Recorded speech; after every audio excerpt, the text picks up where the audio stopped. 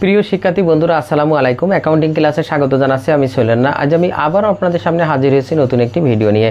আমার আজকের ভিডিওর বিষয় হলো একাদশ ও দ্বাদশ শ্রেণীদের হিসাব বিজ্ঞান প্রথম পত্রের প্রথম অধ্যায় হিসাব বিজ্ঞান পরিস্থিতি থেকে আজ যে প্রশ্নটি সমাধান করব সেটি যশোর বোর্ডে 2023 সালে এসেছিল। তো চলুন আগে আমরা প্রশ্নটি পড়ে নিই।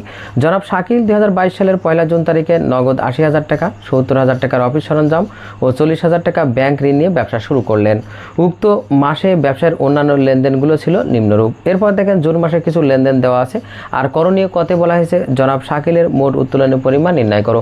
তো প্রথমে জেনে নিই উত্তোলন কি। উত্তোলন হলো মালিক নিজের প্রয়োজনে ব্যবসা থেকে যা কিছুই নিয়ে যাক না কেন সেটাই উত্তোলন হতে পারে। সেটা নগদ টাকা, কোনো সম্পদ হতে পারে, কোনো পণ্য হতে পারে, যেটা তার ব্যক্তিগত ব্যবহারের জন্য তিনি নিয়ে যায় সেটাই হলো উত্তোলন।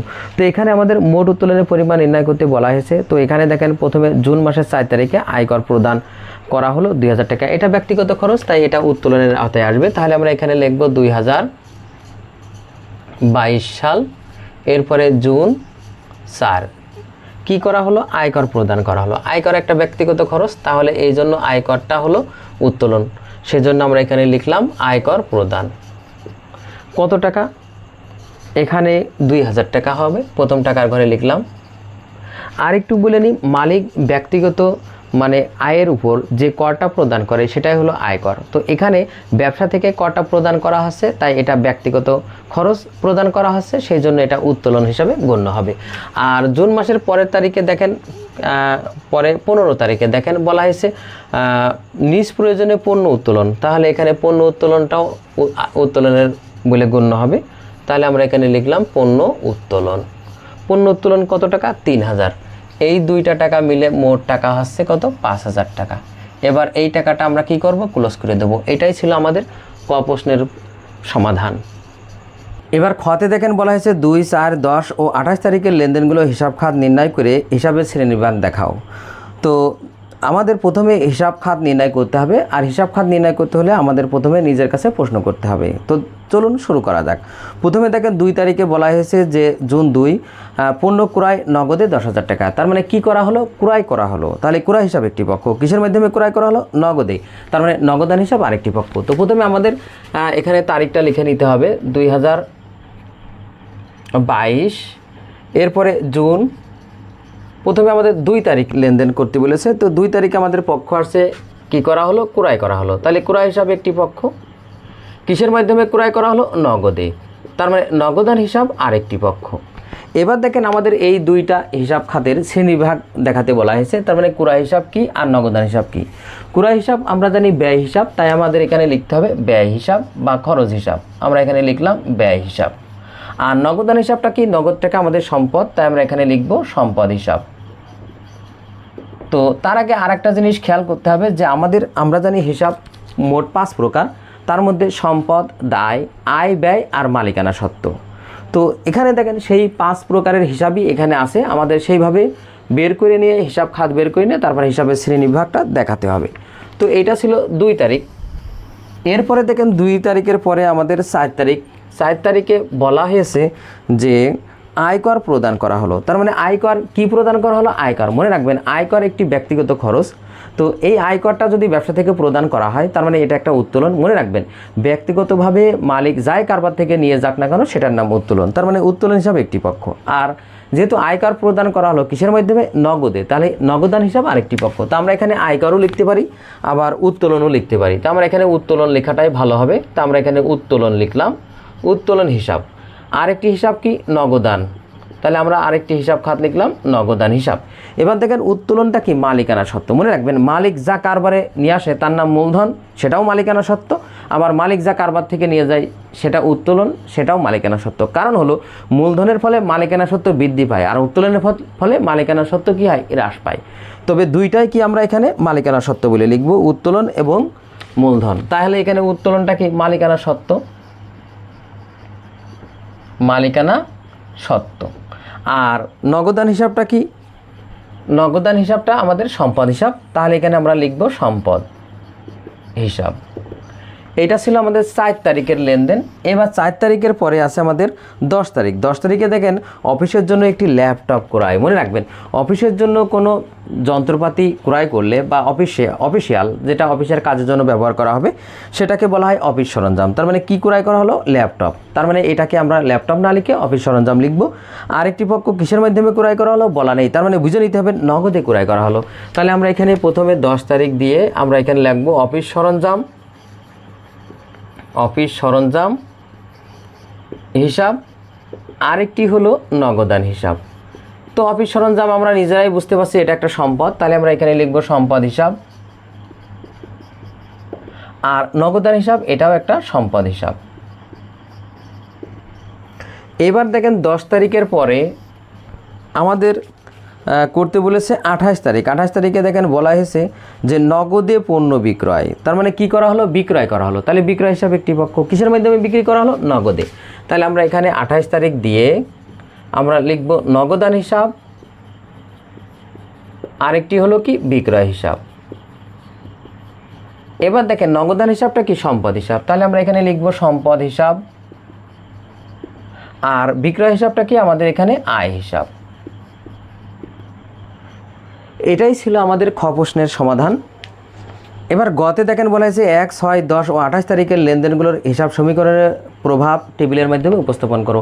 তার মানে হিসাব সমীকরণের উপরে লেনদেনের প্রভাব দেখাতে বলা হয়েছে। তো এর জন্য আমাদের একটি ছক লাগবে। তো ছকে দেখেন আমাদের আগে লিখে নিতে হবে বিবরণী ছকে হিসাব সমীকরণের উপর লেনদেনের প্রভাব নিম্নরূপ। এরপরে আমরা জানি যে হিসাব সমীকরণের মূল উপাদান 3টি, এ সমান এল প্লাস ওই। তো এ অ্যাসেট সম্পদ, তার জন্য একটি ঘর। এরপরে দেখেন দায় যোগ মালিকানা সত্ত্ব, মাঝে দেখেন সমান।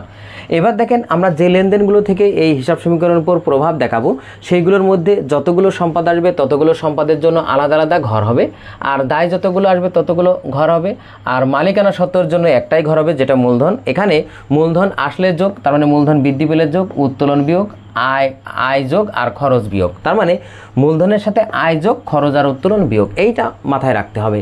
তো এবার দেখেন আমরা শুরু করি। প্রথমে আমাদের প্রত্যেকটা লেনদেনের পক্ষ বের করতে হবে ঠিক এইভাবে। কিভাবে দেখেন এখানে প্রথম লেনদেন 1 দেখেন বলা হয়েছে জনাব শাকিল 2022 সালের 1 জুন তারিখে নগদ 80,000 টাকা ও 70,000 টাকার অফিস সরঞ্জাম নিয়ে ব্যবসা শুরু করলেন। আর তারপরে দেখেন বলা হয়েছে 40,000 টাকার ব্যাংক ঋণ নিয়ে ব্যবসা শুরু করলেন। তো এখানে আলাদাভাবে আমরা হিসাব করে এটা ব্যাখ্যা করব। তো প্রথমে দেখেন নগদ 80,000 টাকা আর 70,000 টাকা অফিস সরঞ্জাম। ঠিক মনের কাছে প্রশ্ন করতে হবে কী নিয়ে ব্যবসা শুরু করা হলো?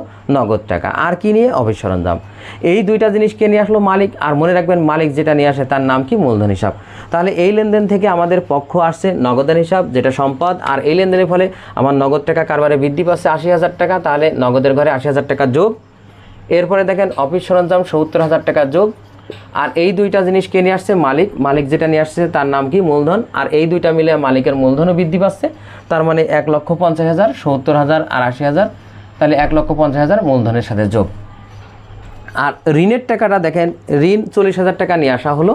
তো এর জন্য আমাদের পক্ষ বের করতে হবে কী নিয়ে ব্যবসা শুরু করা হলো? ঋণ নিয়ে। তাহলে ঋণ হিসাবে একটি পক্ষ। মনে রাখবেন ব্যাংক থেকে যেহেতু ঋণ নেওয়া হয়েছে তাহলে আমরা নগদ না মনে করে ওইটা আরেকটি পক্ষ ব্যাংক হিসাব মনে করব। তাহলে এই লেনদেনের ফলে আমার কি হচ্ছে? যেহেতু আমরা ব্যাংক থেকে ঋণ নিচ্ছি তার মানে আমাদের ব্যাংকে টাকা বৃদ্ধি পাচ্ছে। ব্যাংক আমার অ্যাকাউন্ট হিসাব যেটা আমাদের বৃদ্ধি পাচ্ছে 40,000, আর ব্যাংক ঋণ আমাদের একটি দায় সেটাও বৃদ্ধি পাচ্ছে 40,000। তবে মনে রাখবেন এই 40,000 টাকা আমরা ব্যাংক না লিখে আমরা নগদের সাথে যোগ করে দিলেও হবে। তবে এখানে যেহেতু আমরা ব্যাংকের একটা কলাম করেছি তাই আমরা ব্যাংকের ঘরে এটা যোগ করলাম, এটা নগদের ঘরে লিখলেও হবে। তো এটা ছিল 1 তারিখের লেনদেন। এইবার আমাদের পরে বলেছে 6 তারিখ। 6 তারিখে দেখেন অফিস কর্মীকে বেতন প্রদান করা হলো। তাহলে কি প্রদান করা হলো? বেতন। তাহলে বেতন হিসাবে একটি পক্ষ। কিসের মাধ্যমে বেতনটা দেওয়া হলো? নগদে। তাহলে নগদান হিসাব আরেকটি পক্ষ। এবার দেখেন আমরা জানি বেতনটা কি? খরচ। আর খরচ কি হয়? মূলধন থেকে বিয়োগ হয়। তাহলে এটা কয় তারিখ? 6 তারিখ। তাহলে আমাদের বেতন কত? 8,000। বেতন যেহেতু খরচ তাই মূলধন থেকে বিয়োগ হবে 8,000। আমরা এখানে মূলধন থেকে বিয়োগ করলাম। আর বেতনটা কিসের মাধ্যমে প্রদান করা হচ্ছে? নগদে। তাহলে আরেকটি পক্ষ বা হিসাব খাত হলো নগদান হিসাব। তার মানে আমার যখন বেতন দেওয়া হচ্ছে তখন আমার নগদ টাকা কারবার থেকে চলে যাচ্ছে, তার মানে এর হ্রাস পাচ্ছে, তাই নগদ থেকেও বিয়োগ করবো আমরা। 6 তারিখের পরে দেখেন 10 তারিখে বলা হয়েছে অফিসের জন্য একটি ল্যাপটপ ক্রয়। তার মানে কি ক্রয় করা হলো? ল্যাপটপ। তো ল্যাপটপ একটা অফিসের সরঞ্জাম, তাই আমরা এখানে ল্যাপটপ না লিখে অফিস সরঞ্জাম লিখব। তার মানে কি ক্রয় করা হলো? অফিস সরঞ্জাম। কিসের মাধ্যমে? নগদে। তার মানে একটি হলো অফিস সরঞ্জাম হিসাব, আরেকটি হলো নগদান হিসাব। তো এই লেনদেনের ফলে আমার অফিস সরঞ্জাম কি আছে? বৃদ্ধি পাচ্ছে। তাই অফিস সরঞ্জাম ঘরে কি হবে? যোগ হবে। কয় তারিখ? 10 তারিখ। তাহলে আমরা এখানে 10 তারিখ দিয়ে অফিস সরঞ্জাম বৃদ্ধি পাচ্ছে, তাই যোগ 30,000 টাকা। আর অফিস সরঞ্জাম ক্রয় করা আছে নগদে, তার মানে আমার নগদ টাকা চলে যাচ্ছে, নগদ টাকা এর আশপাশে, তাই নগদ থেকে বিয়োগ হবে। আরেকটা জিনিস খেয়াল করবেন, কোনো লেনদেন যদি এই সমানের একই পাশে বসে তাহলে একটাই যোগ হলে আরেকটাই বিয়োগ হয়, আর যদি দুই পাশেই বসে তাহলে এক পাশের যোগ হলে আর এক পাশেও যোগ হবে, অথবা বিয়োগ হলে এই পাশেও বিয়োগ হবে। এটা মাথায় রাখলে আপনার অঙ্ক ভুল হওয়ার সম্ভাবনা কম হবে। এরপরে 10 তারিখের পরে দেখেন আমাদের 10 তারিখের পরে 28 তারিখে বলা হয়েছে নগদে পণ্য বিক্রয়। কি করা হলো? বিক্রয় করা হলো। তাহলে বিক্রয় হিসাবে একটি পক্ষ। কিসের মাধ্যমে বিক্রি করা হলো? নগদে। তার মানে নগদান হিসাবে আরেকটি পক্ষ। তো এইবার আমাদের দেখতে হবে এই লেনদেনের ফলে আমার নগদ টাকা বৃদ্ধি পাচ্ছে না এর আশপাশে? বৃদ্ধি পাচ্ছে, তাই নগদের ঘরে যোগ হবে কয় তারিখ? 28 তারিখ। তাহলে আমরা এখানে 28 তারিখ দেখেন নগদ, এটা আমাদের বৃদ্ধি পাচ্ছে, তার মানে নগদের ঘরে যোগ হবে 20,000 টাকা। আর যেহেতু বিক্রয় আরেকটি পক্ষ, বিক্রয় আমাদের এখানে আয়, আর আমরা জানি আয় হলে কী হয়? মূলধনের সাথে যোগ হয়, তাই এর জন্য আমাদের মূলধনে এটা কী হবে? যোগ হবে। এটাই ছিল সর্বশেষ লেনদেন। এইবার আমাদের কি করতে হবে? এই প্রত্যেকটা ঘরেরই আলাদা আলাদাভাবে যোগ করতে হবে। তো প্রথম ঘরে দেখেন নগদ, যেখানে 80,000 থেকে 8,000 বিয়োগ 30,000 বিয়োগ আর 20,000 যোগ করলে আমাদের এখানে হবে মোট 62,000 টাকা। আমরা এখানে মোট বলে লিখতে পারি, না লিখলেও হবে। এবার দেখেন অফিস সরঞ্জাম আমাদের এখানে 70,000 আর 30,000 1 লক্ষ। আর ব্যাংক হিসাব আমাদের এখানে 40,000। আর এই পাশে দেখেন আমাদের ব্যাংক ঋণ যেটা, সেটাও 40,000। আর এই পাশে মূলধন ছিল 1,50,000, তার সাথে 8,000 বিয়োগ 20,000 যোগ, তার মানে আমাদের এখানে আসবে হলো 1,62,000। এবার দেখেন আমাদের সম্পদের যে আলাদা ঘর যোগফল বের করেছিলাম, ওইগুলো আবার যোগ করে টোটাল এখানে লিখতে হবে, যেটা আসবে 2,02,000। এরপরে এটা আমরা ক্লোজ করব। ঠিক দায় ও মালিকানা সত্ত্ব মিলেও আমাদের যোগ করতে হবে, যেটা আমাদের হচ্ছে হলো 2,02,000। তার মানে এই টাকা যোগ করলে আমাদের 2,02,000 হচ্ছে। এটাও আমরা ক্লোজ করব। আর দেখেন দুই পাশের টাকা একই হবে, তার মানে আমাদের হিসাবটা মিলে গেল। তো এটাই ছিল আমাদের গ প্রশ্নের উত্তর। তো ছাত্রছাত্রী বন্ধুরা, আজ এ পর্যন্তই। আমার ভিডিওটি কেমন হলো অবশ্যই কমেন্ট করে জানাবেন। যদি ভিডিওটি ভালো লেগে থাকে অবশ্যই ভিডিওতে একটি লাইক দেবেন। এছাড়াও অন্যান্য বন্ধুদের দেখার সুযোগ করার জন্য অবশ্যই ভিডিওটি শেয়ার করবেন। আর আমার চ্যানেলে আপনি নতুন হয়ে থাকলে অবশ্যই আমার চ্যানেলটি সাবস্ক্রাইব করে নেবেন। সবাইকে ধন্যবাদ। আল্লাহ হাফেজ।